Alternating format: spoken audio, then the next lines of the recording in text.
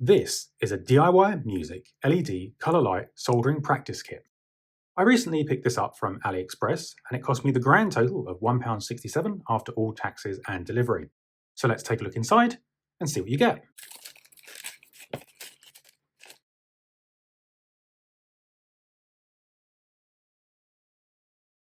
Okay, so this kit actually seems to include quite a lot of components. There's a mix between surface mount and through-hole components, and quite a few different things for us to install and assemble today. Importantly, the kit comes with some instructions, although unfortunately they are in Chinese, so I won't be able to read them, but it does give us a bill of materials here and some information about how the transistor is laid out, as well as something about this little chip on board here, which is actually going to provide the music for our kit. So here we have the main PCB, and this is where we're going to attach all of our components. And as you can see, it is a double-sided board. We have some areas for the surface mount stuff and some spaces for LEDs. This is where our chip is going to go. We also have a loudspeaker. Lots of interesting things here to install. So let's look at some of those components. Well, here we have the loudspeaker that I just mentioned. This is going to go on the board. We have a small collection of diodes, one rectifier diode and a few different signal diodes just here as well. We have our main IC here. This is a tiny little IC. We have our surface mount components. In fact, we have a few extra ones over here. So we'll have to look carefully at those to make sure they go in the right places. A nice collection of LEDs, different coloured LEDs that will go around the periphery of the top of the board here. Our switch, a little adjustable resistor. This is the music IC that I mentioned. So this is a chip on board, blob chip, that's been covered over here with some resin, and this needs to be wired and attached to the board. And if we look carefully here, we can see there's a little bump here which indicates the direction round that this chip needs to go. Here we have a terminal so we can connect the power, a small collection of transistors here, and a single electrolytic capacitor.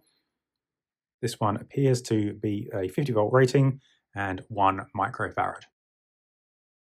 Okay, so as this is a surface mount kit, or partially surface mount, I'm going to go ahead and start with the main IC here. That's right in the center, and it will allow us to put this in place, and then I'll probably work outwards doing the low components.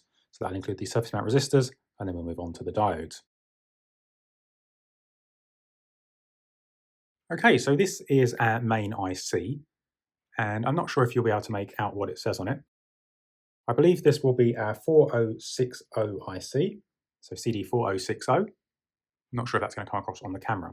What's important though is that we have a little indentation on the left-hand side and a stripe as well, and that indicates our pin 1 position. And if we look on the board, we can see there's a little indentation at the top here that indicates the pin 1 position as well. So we need to make sure the chip goes on this way round.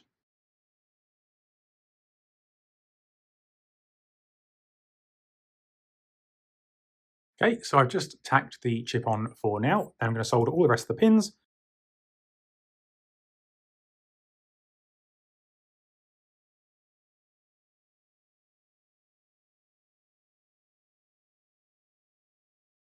Now I'm going to go ahead and install my resistors. So we have a good collection here of 200s, so I'm going to go and pop all of these in, and then we can move on to some of the other custom ones which are around other parts of the board. So these will be our 200s, and these are all marked 201.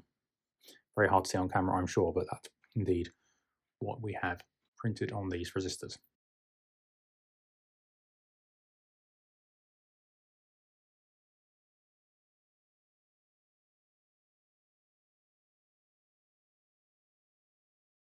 Okay, so that's the main 200 ohm resistors. They're not looking too bad, a little bit rough in places, but for hand surface mount soldering, I think that's going to do just fine.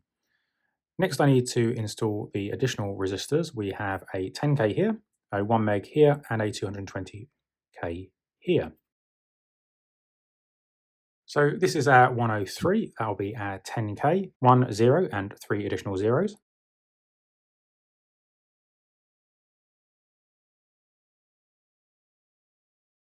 This is our 105, so that's 1 0 and 5 additional zeros, so that's our 1 meg resistor.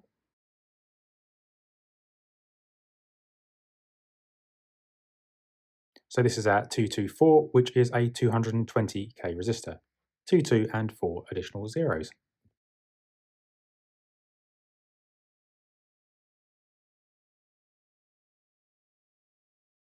Okay, so that's the additional resistors attached. This one here, this 220k, I accidentally popped off when I was reflowing that last joint. So hopefully it's connected reasonably well across those two pads. It is a little bit crooked, but hopefully that one will do. Also, the 1 meg down here is a bit crooked as well, or a bit off to one side, but hopefully that will be fine. Okay, so I think at this point, I think it's good to go ahead and install the diodes. So we have one silicon diode here, the 4007, and 3 signal diodes here.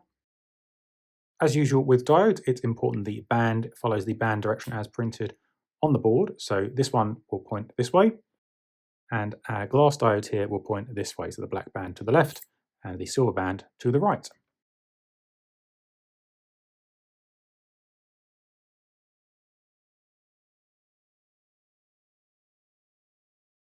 Okay, next up, I think I'm going to do the transistors here in the middle. And we seem to have 4 transistors, although I think we only require 3, unless I'm missing where one of them should be on the board. I think there's actually a case of an additional transistor going on this little board here. So we can see there's a transistor marking here. So that's going to be interesting to see how we fit that precisely. All of the transistors are the same, so these should all be 9012 transistors. Okay, so that's interesting. All of these are marked as 9012 on the schematic diagram here, but on the bill of materials here we see we have a 9013, and that one is marked here as a single 9013. Now that is marked as Q1, and the other transistors are Q2, 3, and 4. So I'm going to say that this 9013 is actually the one that's going to be connected to this chip here.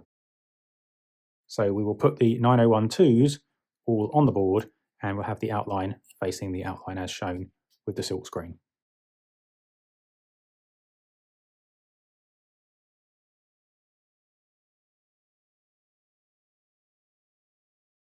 Okay, next up I'm going to install this 1 microfarad capacitor here. Now, capacitors do have a direction as well, so we have the negative side of the can, which is the shorter lead, and that's going to go to the shaded area. There's a tiny little plus sign which goes with the longer lead. So let's just pop that through. Next we have this variable resistor. So it's a multi-turn resistor. We can see there's little tiny nubbins that stick out on this side here, and that lines up with the nubbins there. And then of course there's the twist screw just here that lines up with the illustrated twist screw here. So we can pop this in.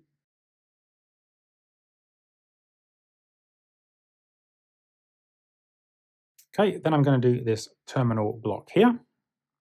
So make sure the terminals are facing outwards. Next, I'm going to install this switch here.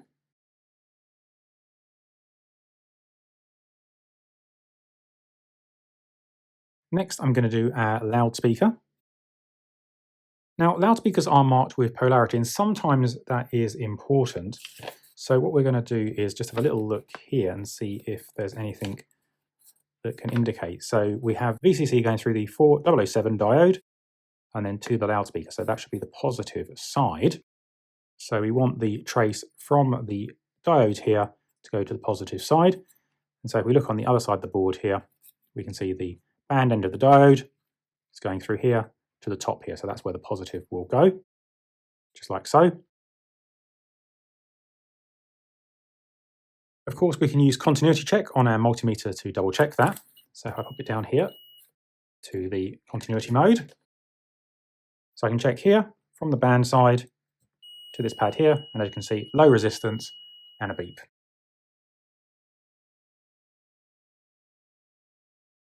Next up, I'm going to do the LEDs, and in the diagram that's provided on the AliExpress listing, we have red LEDs on each side, and then green, yellow from the edge, and then green, yellow from the edge as well. So that's the pattern I'm going to follow. Again, LEDs have a polarity, so we can see that LEDs have a shorter leg and a longer leg. And if we use our coin cell battery here, this is just an old TR2032, we can see the outside is positive, the button side here is negative, and if we pop that in, we can see that is indeed the longer leg is indeed positive. We also have a slightly flattened side to the casing of the diode, the LED here, for the negative, and that also helps us align it. Inside the silk screen here, we go from positive to negative.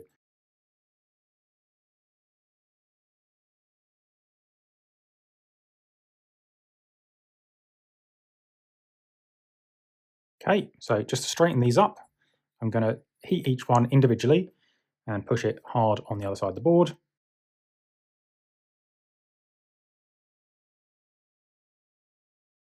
Okay, and we repeat the pattern on this side of the board.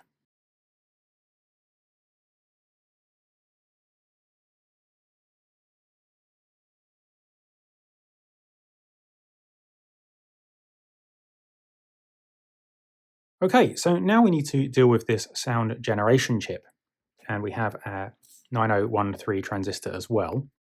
And we can see there's a diagram here that shows that we should have the emitter, base, and collector, and our emitter, base, and collector goes across like so. Now, on the diagram on AliExpress, this has been pushed through from the back, and you can see that the first 3 holes here are the required pins. So what I'm going to do here is pop this through from the back, and we're going to solder this just like so.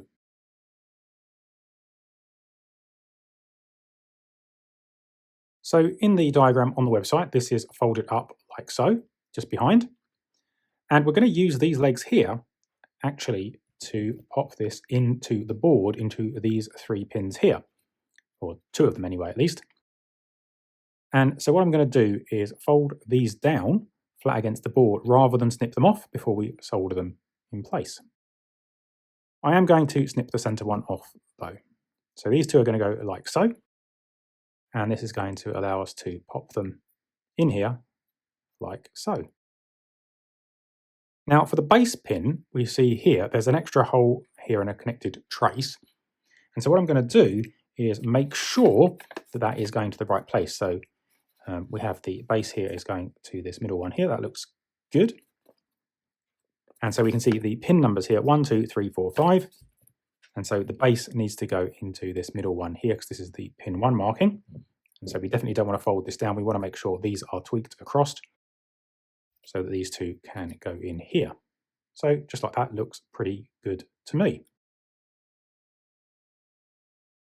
And so we're going to need some other pins that we can connect with through here. And so we have plenty of cut-off leads that we can use to make some additional pins.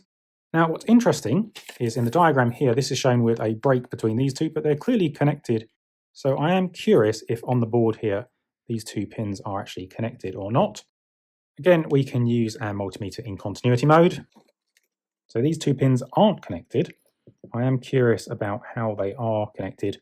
So it looks like this middle one actually isn't connected at all. Yeah, that doesn't look like it goes anywhere, so there's going to be no problem there. It seems that that is just a null pin. And in fact, actually, if we look carefully here, we see this is actually number 2 isn't connected to anything. So on here, I'm going to connect these additional pins.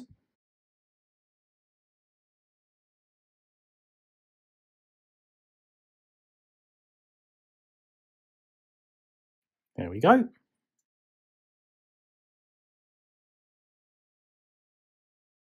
And there's our music chip installed. Okay, so here's our completed board. We need to add some wires here for power, and so we have positive on the left and ground on the right. So I've got 2 pre-tinned wires here. And if we look here, it says this should operate between 4.5 and 5 volts. So I have my power supply here. And let's adjust that to the appropriate voltage. There you go, 462, that's good enough. And let's try switching this on. And we're not getting anything whatsoever, so that's a little bit worrying. So we do have this connected correctly. Let's see if we're getting voltage. So there we go. It's perfectly fine. So there doesn't seem to be a dead short anywhere. Otherwise, we would probably see some voltage drop on here.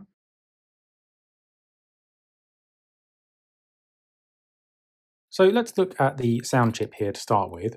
So VCC should be on pin 1 and ground should be on pin 5. So let's see if that's matching up.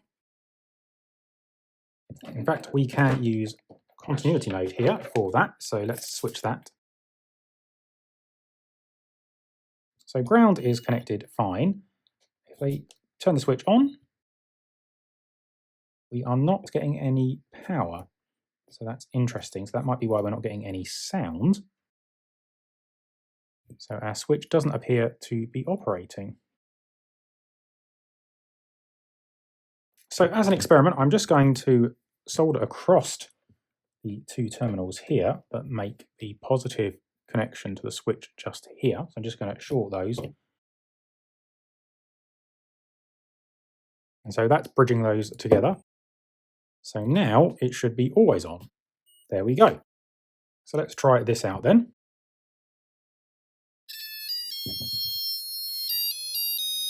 And there we go.